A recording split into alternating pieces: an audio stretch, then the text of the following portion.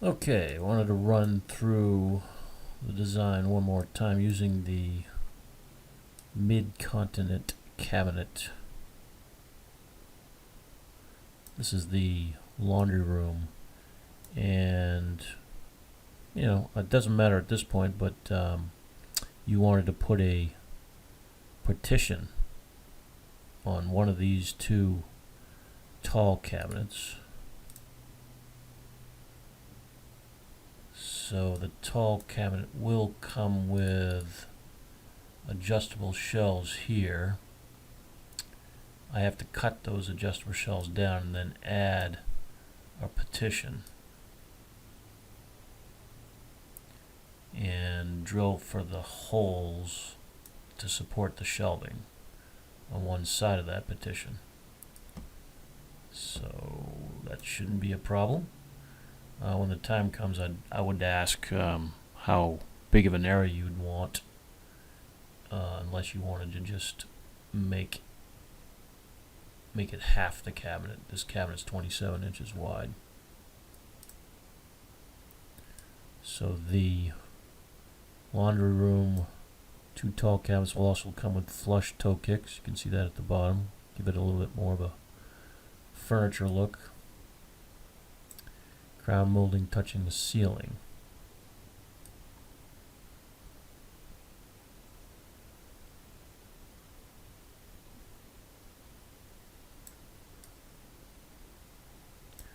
Then we have the kitchen.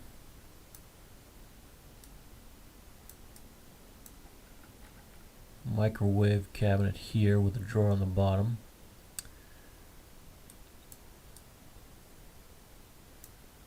Would want to know a final list of all your appliances to make sure, before I can place an order, make sure that everything's going to fit.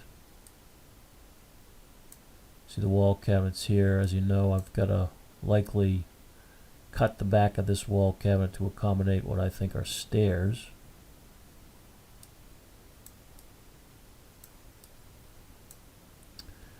This cabinet, I believe, has rollout trays, but let me check. Yep. It's a 30-inch wide with rollout trays. That's what this RT stands for, with a drawer on top. See the two rollout trays, the drawer. Next to that, we have a drawer dishwasher. Below that is a working drawer cabinet. Super Susan in the corner. See the two Super Susan trays. This corner cabinet will have adjustable shelves. This is a tray-based cabinet here, sink-based cabinet. Pull-out trash with a drawer on top. Another Super Susan here in the corner.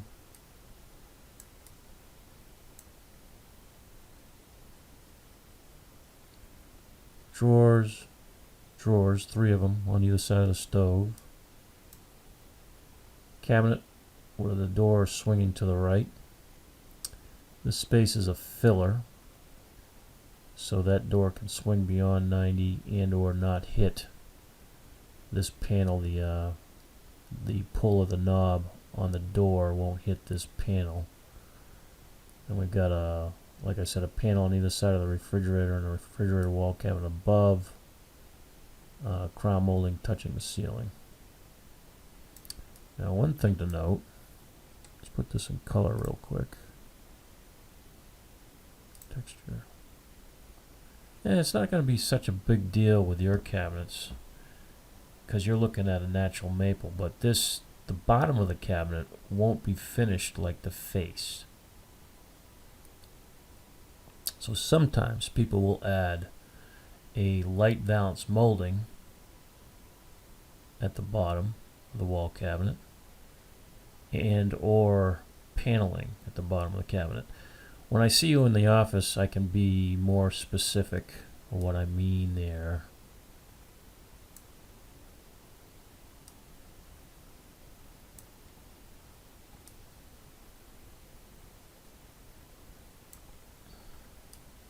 This color rendering is a little cartoonish, so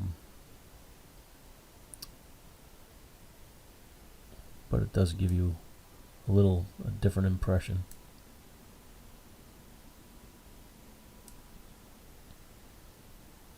Let me know where you would like when you can meet, and probably next week, the week of the 22nd of May.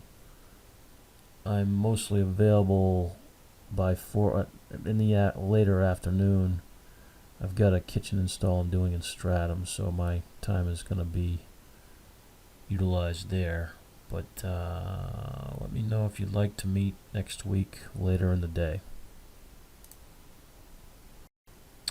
So one other thing I wanted to point out is you suggested that the estimate was the row, ROHE door style. I actually priced out the slab full overlay.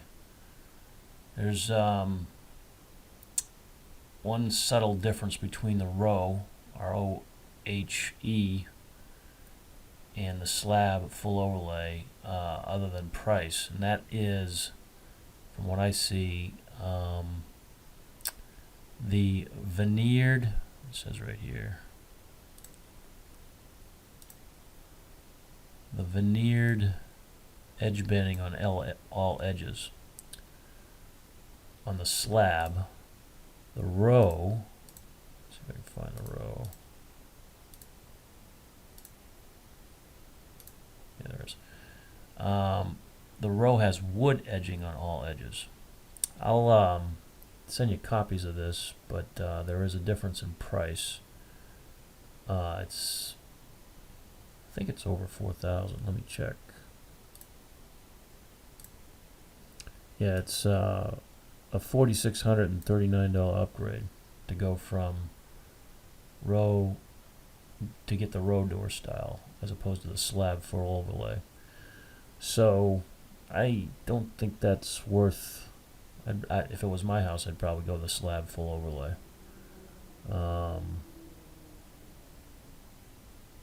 Just wanted to mention that little difference.